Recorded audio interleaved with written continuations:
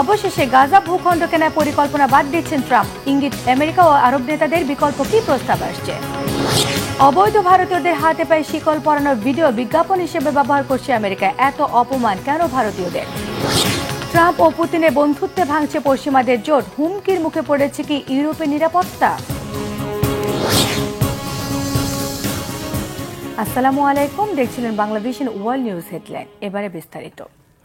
ফিলিস্তিনের গাজাবাসী নিজ ভূখণ্ডেই থাকবে, ছেড়ে যেতে হবে না মাতৃভূমি। আর তাদের গাজা ভূখণ্ড কিনে নেয়ার বা দখল করার পরিকল্পনা থেকে সরে যেতে পারেন মার্কিন প্রেসিডেন্ট ডোনাল্ড ট্রাম্প, এমন ইঙ্গিত দিয়েছে হোয়াইট হাউস এবং আরব নেতারা। তাদের বরাদ্দে লন্ডন ভিত্তিক সংবাদপত্র মিডল ইস্ট আই জানিয়েছে, ফিলিস্তিনিদের গাজা ভূখণ্ডে রেখে সেটি পুনর্নির্মাণের বিকল্প পরিকল্পনা দিতে আরব নেতাদের আহ্বান জানিয়েছেন প্রেসিডেন্ট ডোনাল্ড ট্রাম্প। কি রয়েছে আরবদের সেই বিকল্প পরিকল্পনায়? কিভাবে ট্রাম্পকে নমনীয় করলেন আরব নেতারা? বিস্তারিত থাকছে শহীদ আরাফাতের ডেস্ক রিপোর্টে। গাজা দখল ও ফিলিস্তিনিদের উচ্ছেদের পরিকল্পনা থেকে কি সরে যাচ্ছেন মার্কিন president Donald Trump? White House ও মিশরের এক কর্মকর্তার বরাত দিয়ে এমন তথ্য জানিয়েছে লন্ডন ভিত্তিক সংবাদ মাধ্যম মিডল ইস্ট আই। গেল সপ্তাহে ওয়াশিংটন সফরে জর্ডানের বাদশা দ্বিতীয় আবদুল্লাহ ফিলিস্তিনের উচ্ছেদের বিষয়টি নিয়ে ট্রাম্পের সঙ্গে আলাপ করেন। গাজা দখল ও উচ্ছেদ বন্ধ করতে ট্রাম্পকে বিকল্প প্রস্তাব দেন জর্ডানের বাদশা। তুলে ধরেন মিশরের দেয়া প্রস্তাব, আর সেটি যাচাই বাছাই করে দেখতে নিজ প্রশাসনকে নির্দেশ দেন মার্কিন president Donald Trump. Middle East Eye জানিয়েছে, গাজা দখল করলে তা মধ্যপ্রাচ্যে ইসলামী উগ্রপন্থাকে আরও উস্কে দিতে পারে, এমন শঙ্কা মার্কিন প্রেসিডেন্টের কাছে তুলে ধরেন জর্ডানের বাদশা। আর এতে যুক্তরাষ্ট্রের পক্ষের সরকারগুলো টালমাটাল পরিস্থিতিতে পড়তে পারে বলেও জানান তিনি। এরপরই মিশরের দেয়া বিকল্প প্রস্তাব ভেবে দেখতে রাজি হয়েছেন মার্কিন প্রেসিডেন্ট। অবশ্য ট্রাম্প প্রশাসনের দাবি, গাজা থেকে কোনো আর্থিকভাবে লাভবান হওয়ার আশা না থাকায় ভূখণ্ডটি কেনার পরিকল্পনা বাদ দিতে চাইছেন আমেরিকান প্রেসিডেন্ট। কি আছে মিশরের বিকল্প প্রস্তাবে? পরিকল্পনা অনুযায়ী গাজাবাসীকে নিজ ভূখণ্ডে রেখে 2 ধাপে 3 থেকে 5 বছরের মধ্যে তা পুনর্গঠন করা হবে। প্রথম ধাপে কেবল ধ্বংসস্তূপ সরানো হবে, আর এই কাজ শুরু হবে মিশর সীমান্তবর্তী দক্ষিণ গাজার রাফা শহর থেকে। পরে উত্তরাঞ্চলে শুরু হবে কাজ, আর এই কাজে অর্থ সহায়তা দিতে আরব বিশ্ব, ইউরোপীয় ইউনিয়ন ও জাতিসংঘের প্রতি আহ্বান জানিয়েছে মিশর। গাজার পুনর্গঠন পরিকল্পনাটি বাস্তবায়নে চলতি মাসে মিশর, সৌদি আরব, জর্ডান, কাতার এবং সংযুক্ত আরব আমিরাত রিয়াদে এক বিশেষ বৈঠকের আয়োজন করতে যাচ্ছে। এছাড়া চলতি মাসেই মিশরের কায়রোতে আরব সামিটের আয়োজন করা হবে, সেখানেও গাজা ইস্যুতে আলোচনা হওয়ার কথা রয়েছে। বিশ্লেষকরা বলছেন, ফিলিস্তিনিদের উচ্ছেদ বন্ধ করা এবং আমেরিকা যেন কোনোভাবেই গাজা দখল করতে না পারে, বৈঠক থেকে সেই চেষ্টাই করে যাবেন আরব নেতারা। শেষ পর্যন্ত মধ্যপ্রাচ্যের মুসলিম দেশগুলোর উদ্যোগ কতটা সফল হবে তা কেবল সময়ই বলতে পারবে। শহীদ আরাফাত, বাংলাভিশন নিউজ ডেস্ক। অবৈধ ভারতীয়দের শুধু হাত কড়া আর পায়ে শিকল বেঁধে দেশে পাঠিয়ে ক্ষান্ত হয়নি আমেরিকা। এবার সেই হাত কড়া এবং শিকল পরার দৃশ্য বিজ্ঞাপন হিসেবে প্রচার করছে হোয়াইট হাউস। তাদের অফিসিয়ালি এক্স হ্যান্ডেল থেকে প্রকাশ করা হয়েছে ভারতীয় অভিবাসীদের হাতে পায়ে শিকল পরানোর একটি ভিডিও, যা আবার শেয়ার দিয়ে হাহা অসাধারণ লিখে উপহাস করেছেন ইলন মাস্ক। যুক্তরাষ্ট্রের দায়িত্বশীল ব্যক্তি এবং প্রতিষ্ঠানের এমন আচরণে বেজায় চটেছেন অভিবাসী সুরক্ষার সঙ্গে সংশ্লিষ্ট বিশেষজ্ঞদের অনেকেই। বিস্তারিত বীর ফজলে রাব্বির ডেস্ক রিপোর্টে। অবৈধ অভিবাসীদের দেশে ফেরানোর প্রক্রিয়াকে যেন বিজ্ঞাপন হিসাবে দেখছে ডোনাল্ড ট্রাম্প সরকার। চলতি মাসে শুধু ভারতেই 3 দফায় ফেরত পাঠানো হয়েছে 332 জন অবৈধ অভিবাসীকে, যা নিয়ে সৃষ্টি হয়েছে তীব্র প্রতিক্রিয়া। এবার অভিবাসীদের হাতে পায়ে শিকল পরানোর একটি ভিডিও নিজেদের এক্স হ্যান্ডেলে পোস্ট করে সমালোচনার জন্ম দিল খোদ হোয়াইট হাউস। যুক্তরাষ্ট্র থেকে শিকলবন্দি করে ভারতীয় অভিবাসীদের ফেরত পাঠানোর ঘটনায় আন্তর্জাতিক অঙ্গনে লজ্জার মুখে পড়েছে ভারত। দিন কয়েক আগেই ভারতের প্রধানমন্ত্রী নরেন্দ্র মোদী যুক্তরাষ্ট্র সফরে গিয়েছিলেন। সেখানে মার্কিন প্রেসিডেন্ট ডোনাল্ড ট্রাম্পের সঙ্গে তার বৈঠক হয়। দুজনের হৃদ্যতাপূর্ণ ছবিও প্রকাশ পায়। কিন্তু এরপরও হাতকড়া আর শিকল পিছু ছাড়েনি অবৈধ ভারতীয়দের। উল্টো সেই বিষয়টিকেই এখন বিজ্ঞাপন হিসেবে প্রচার করছে হোয়াইট হাউস। এর আগে অবৈধ ভারতীয়দের শিকলে বেঁধে ও হাতকড়া পরিয়ে দেশে ফেরত পাঠানোর ভিডিও প্রকাশ করেছিল ইউএস বর্ডার পেট্রোল। এবার হোয়াইট হাউসের অফিসিয়াল এক্স হ্যান্ডেল থেকে প্রকাশ করা হলো 41 সেকেন্ডের একটি ভিডিও। ভিডিওটির ক্যাপশন ছিল অবৈধ এলিয়েনদের বিতাড়নের বিমান। ভিডিওতে দেখা যায় এক যুবকের আপাদমস্তক পরীক্ষা করে দেখছেন বিমানবন্দরের কর্মকর্তারা। তারপর মোটা মোটা শিকল বের করা হচ্ছে বাক্স থেকে। যুবকের পা শিকল দিয়ে বাঁধা হচ্ছে। হাতে হাতকড়া, পায়ে শিকল পরে বিমানের সিঁড়ি দিয়ে ধীরে ধীরে উঠতে দেখা যায় তাকে। তবে এই ভিডিওতে কারো মুখ দেখানো হয়নি। ক্যামেরার দিকে তারা পেছন ফিরেই ছিলেন। ভিডিওটি এখন পর্যন্ত প্রায় 90 মিলিয়ন বার দেখা হয়েছে। ভিডিওটি কোথায় ধারণ করা হয়েছে সে ব্যাপারে বিস্তারিত কিছু বলা হয়নি। তবে এটি সিয়াটেলের কিং কাউন্টি বিমানবন্দরের দৃশ্য বলে দাবি করেছে সংবাদ মাধ্যম দ্য সিয়াটেল টাইমস। এরই মাঝে ভিডিওটি সামাজিক মাধ্যমে শেয়ার করেছেন মার্কিন ধনকুবের ইলন মাস্ক। বিদ্রূপের সুরে ভিডিওটিকে অসাধারণ বলেও মন্তব্য করেছেন তিনি। যুক্তরাষ্ট্রের দায়িত্বশীল ব্যক্তি ও প্রতিষ্ঠানের এমন আচরণে বেজায় চটেছেন নেটিজেনদের অনেকে। অবৈধ অভিবাসীদের সাথে এমন অসম্মানজনক আচরণ ভালোভাবে নিচ্ছেন না সাধারণ মার্কিনীরা। বিষয়টির সমালোচনা করেছেন অভিবাসী সুরক্ষার সাথে সংশ্লিষ্ট বিশেষজ্ঞরা। যুক্তরাষ্ট্রের অ্যামনেস্টি ইন্টারন্যাশনালের শরণার্থী ও অভিবাসী অধিকার কর্মসূচির পরিচালক অ্যামি ফিশারের মতে প্রেসিডেন্ট ট্রাম্প উদ্দেশ্যমূলকভাবে অভিবাসীদের শেকল দিয়ে বাঁধার নির্দেশ দিচ্ছেন। সামাজিক মাধ্যমে জনপ্রিয়তা বাড়াতেই তিনি এমন অমানবিক কাজ করছেন। দ্বিতীয় মেয়াদে ক্ষমতা গ্রহণের পরই যুক্তরাষ্ট্রে থাকা অভিবাসন প্রত্যাশীদের বিরুদ্ধে নির্বাহী আদেশ জারি করেন প্রেসিডেন্ট ডোনাল্ড ট্রাম্প। নির্বাচনী প্রতিশ্রুতিতে অপরাধমূলক কর্মকাণ্ডে জড়িত আছে এমন অবৈধ অভিবাসীদের বিতরণের ওপর জোর দিয়েছিলেন ট্রাম্প। তবে মার্কিন সংবাদ মাধ্যম এনবিসি নিউজের একটি জরিপ বলছে এখন পর্যন্ত যেসব অভিবাসীদের আটক করা হয়েছে তাদের মধ্যে 41%রই পূর্বে কোনো অপরাধের রেকর্ড ছিল না। মীর ফজলে রাব্বি, বাংলা ভিশন। এদিকে ভারতে টেসলার বৈদ্যুতিক গাড়ির কারখানা স্থাপনে ইলন মাস্কের উদ্যোগকে খুবই অযৌক্তিক বলে কটাক্ষ করেছেন মার্কিন প্রেসিডেন্ট ডোনাল্ড ট্রাম্প। এতে আবারও প্রকাশ্যে চলে এলো ভারতের বিষয়ে ট্রাম্পের মনস্তাত্ত্বিক দ্বন্দ্বের বিষয়টি। ভারতের বাজারে চলতি বছরের এপ্রিলে টেসলার পা রাখা আর কর্মী সংগ্রহের ঘোষণার রেশ না কাটতেই এমন বিরূপ মন্তব্য আর ভারতের সমালোচনা করেছেন মার্কিন প্রেসিডেন্ট। ফক্স নিউজের দেয়া সাক্ষাৎকারে ভারতে বিনিয়োগের বিষয়ে ব্যক্তিগত মতামত তুলে ধরেন তিনি। যৌথ সাক্ষাৎকারের পাশেই ছিলেন প্রযুক্তি উদ্যোক্তা আর ট্রাম্প প্রশাসনের সরকারি কর্মদক্ষতা বিভাগ ডিওজিইর প্রধান ইলন মাস্ক। ট্রাম্প জানান ভারতের শুল্ক নীতির কারণে সেখানে টেসলার কারখানা স্থাপন করলে যুক্তরাষ্ট্রের সঙ্গে মহা অন্যায় করা হবে। গত সপ্তাহে মাস্কের সঙ্গে দেখা হয়েছে যুক্তরাষ্ট্র সফরে যাওয়া ভারতের প্রধানমন্ত্রী নরেন্দ্র মোদীর। তখন ভারতে বৈদ্যুতিক গাড়ির ওপর 100% আমদানি শুল্কের সমালোচনা করেছিলেন মাস্ক। মূলত দেশি গাড়ি প্রস্তুতকারকদের সুবিধা দিতে এই নীতি মেনে চলে ভারত। গত মার্চে বৈদ্যুতিক গাড়ির জন্য নতুন ইভি নীতি ঘোষণা করে জানানো হয়েছে ন্যূনতম 50 কোটি মার্কিন ডলার বিনিয়োগ করলে ওই প্রতিষ্ঠানের জন্য আমদানি শুল্ক 15% নামিয়ে আনা হবে। ভেঙে যেতে বসেছে কি আমেরিকা আর ইউরোপের বন্ধুত্ব? ইউরোপের নিরাপত্তার জন্য যুক্তরাষ্ট্রের উপর নির্ভরশীল হওয়া উচিত নয়, ফরাসি সরকারের মুখপাত্র সোফি প্রিমাসের এমন মন্তব্য আর ইউরোপকে ছাড়া রাশিয়ার সঙ্গে আমেরিকার বৈঠকের পর এমন প্রশ্ন উঠে এসেছে। ফরাসি সরকারের মুখপাত্র সতর্ক করেন বর্তমানে ইউরোপের নিরাপত্তা পরিস্থিতি বিপদগ্রস্ত। এ মাসে মার্কিন এবং ইউরোপীয় দেশগুলোর সম্পর্কের অবনতি ঘটে। বিশেষ করে মার্কিন প্রেসিডেন্ট ডোনাল্ড ট্রাম্প ইউক্রেন শান্তি আলোচনা নিয়ে ইউরোপীয় নেতাদের অংশগ্রহণ ছাড়াই রুশ প্রেসিডেন্ট পুতিনের সঙ্গে সরাসরি আলোচনা শুরু করার পর। বিস্তারিত থাকছে ডেস্ক রিপোর্টে। ইউরোপের নিজের নিরাপত্তার বিষয়ে মার্কিন যুক্তরাষ্ট্রের উপর নির্ভরশীল থাকা উচিত নয় বলে মন্তব্য করেছেন ফরাসি সরকারের মুখপাত্র সোফি প্রিমাস। খবরটি প্রকাশিত হয়েছে আনাদুল এজেন্সির একটি প্রতিবেদনে। তিনি বলেন, যদিও আমেরিকানরা তাদের মিত্র, তবুও ফ্রান্সের নিরাপত্তা আমেরিকার উপর নির্ভর করা উচিত নয়। বুধবার কাউন্সিল অব মিনিস্টার্স বৈঠকে এসব কথা বলেন তিনি। তিনি উল্লেখ করেন, ইউরোপ এখন উপলব্ধি করতে পারছে তারা এখন আর অন্য কোনো শক্তির উপর নির্ভরশীল হতে পারবে না। তিনি সতর্ক করেন, ইউরোপের নিরাপত্তা ও প্রতিরক্ষা ক্ষমতা বর্তমানে বিপদাপন্ন হয়ে পড়েছে।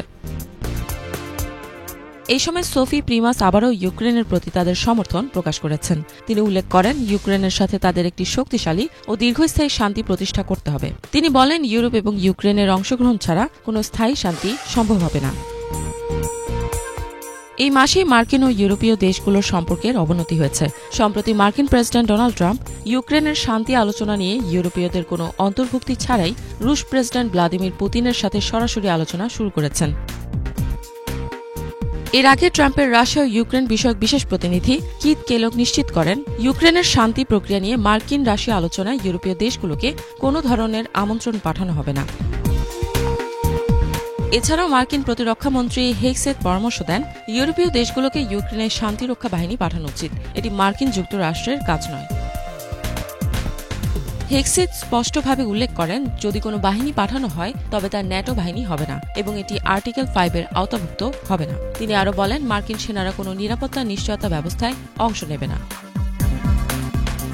গত সোমবার প্যারিসে ইউরোপের বিভিন্ন গুরুত্বপূর্ণ দেশের নেতাদের আমন্ত্রণ জানান ফরাসি প্রেসিডেন্ট ইমানুয়েল মাখোঁ। সেখানে তারা ইউক্রেনের পরিস্থিতি, সম্ভাব্য শান্তি আলোচনা এবং ইউরোপের নিরাপত্তার বিষয়ে আলোচনা করেন। মাখোঁ ইউক্রেনের সংকট এবং ইউরোপের সমর্থন নিয়ে আলোচনার পাশাপাশি ইউক্রেনের রাশিয়ার যুদ্ধকে কেন্দ্র করে কূটনৈতিক উদ্যোগ আরও শক্তিশালী করার প্রচেষ্টা চালান।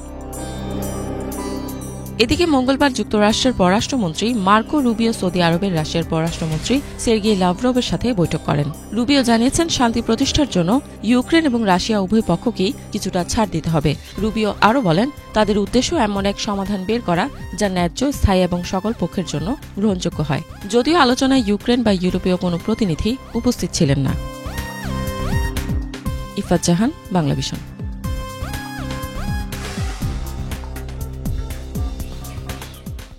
দেশের তরুণদের বাধ্যতামূলক সামরিক প্রশিক্ষণ দেওয়ার প্রস্তাব নিয়ে চলছে আলোচনা। বাংলাদেশের জন্য নতুন হলেও অনেক দেশেই এটি ইতিমধ্যে চালু রয়েছে। বিশ্বের কোনো দেশে সামরিক প্রশিক্ষণ বাধ্যতামূলক এবং কিভাবে এটি কার্যকর হয় তা নিয়ে বিস্তারিত জানাচ্ছেন ইমরান মাহমুদ।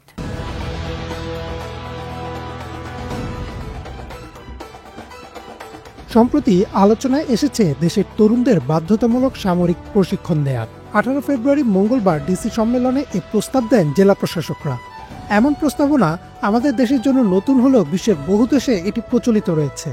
চলুন এক নজরে দেখে আসি বিশ্বের কোন কোন দেশে বাধ্যতামূলকভাবে সামরিক প্রশিক্ষণ নিতে হয়। দক্ষিণ কোরিয়ার শারীরিকভাবে সক্ষম পুরুষ ও যাদের বয়স 18 থেকে 28 বছর তাদের জন্য সামরিক বাহিনীতে যোগ দেওয়া বাধ্যতামূলক। নারীদের ক্ষেত্রে বিষয়টি ঐচ্ছিক। যদি কেউ সেনাবাহিনীতে যোগ দেয় তাহলে 18 মাস, নৌবাহিনীতে 20 মাস ও বিমান বাহিনীতে অন্তত 21 মাস বাধ্যতামূলক সার্ভিস দিতে হয়। নির্দিষ্ট সময় কাজ করার পর তারা চাইলে সামরিক বাহিনীতে থাকতে পারেন অথবা অন্য চাকরিতে চলে যেতে পারেন। কিম জং উনের একনায়কতন্ত্রের উত্তর কোরিয়ায় সব নাগরিকদেরই বাধ্যতামূলকভাবে সামরিক বাহিনীতে যোগ দিতে হয়।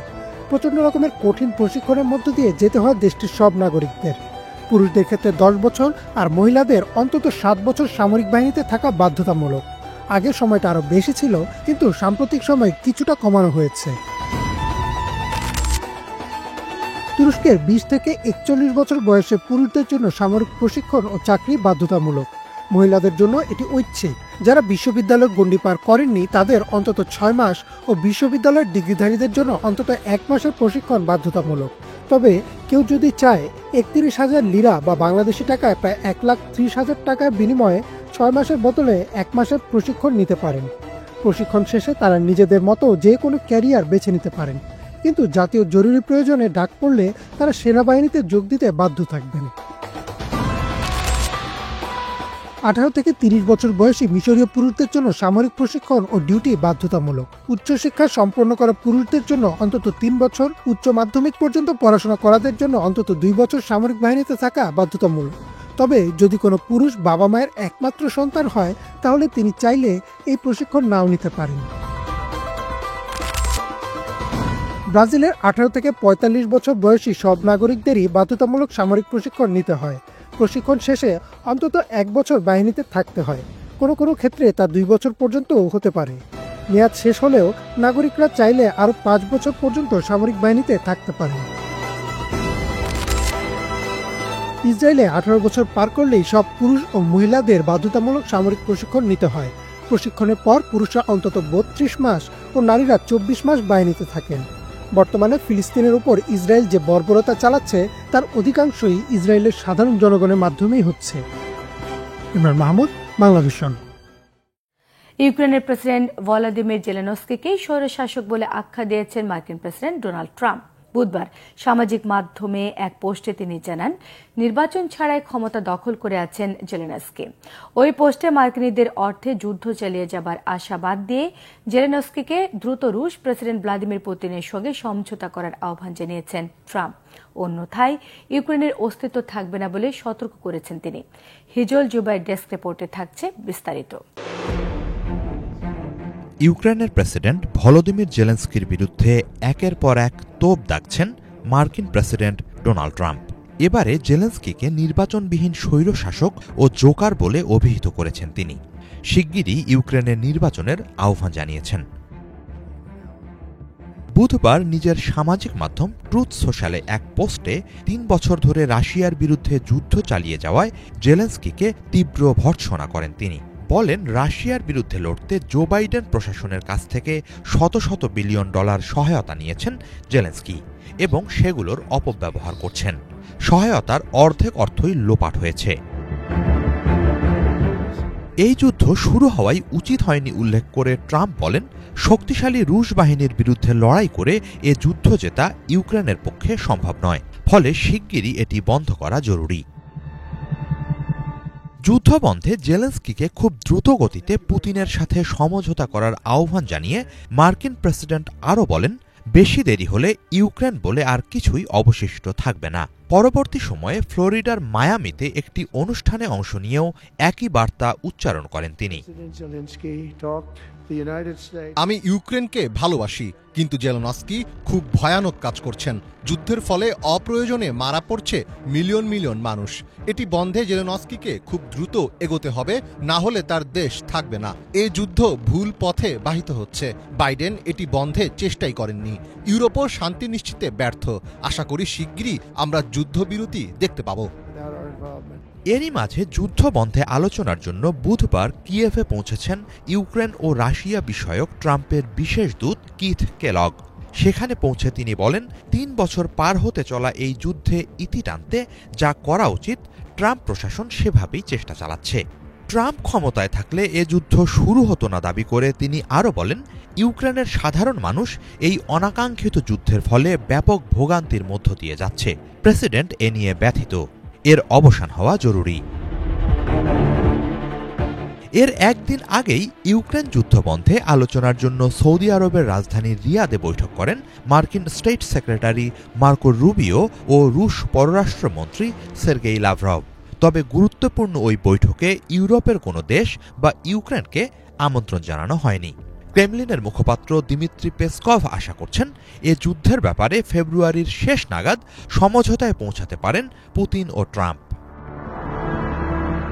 এদিকে ইউক্রেনকে পাশ কাটিয়ে পুতিনের সাথে ট্রাম্পের সমঝোতা চেষ্টার সমালোচনা করছেন জেলেনস্কি। ট্রাম্প রাশিয়ার অপতথ্য দ্বারা প্রভাবিত হয়ে এসব পদক্ষেপ নিচ্ছেন বলে অভিযোগ তার। হিজল জুবাইর, বাংলাভিশন। এ ছিল এখনকার মতো। সঙ্গে থাকায় ধন্যবাদ।